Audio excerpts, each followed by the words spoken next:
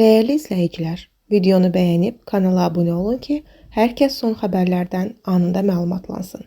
Aparıcı Xoşqədəm Hidayət qızı Günaydın Azərbaycan proqramından bir müddətlik gelib. Xəbər verilir ki, proqramın yeni mövsüm buraxılışı ötən gün efirə gelib. O, verilişi Mikail Güləddinoğlu ilə birlikdə aparıb. Bugün isə Mikail efirə tək çıxıb.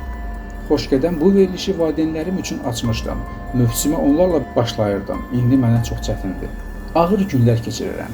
Verilişdə ailə obrazı göstərmək üçün yaradılmışdı. Ata və anamın ölümündən sonra qolum qalxmır. Rəhbərliyə dedim ki, veriliş bağlanmasın, başqa adam gətirin.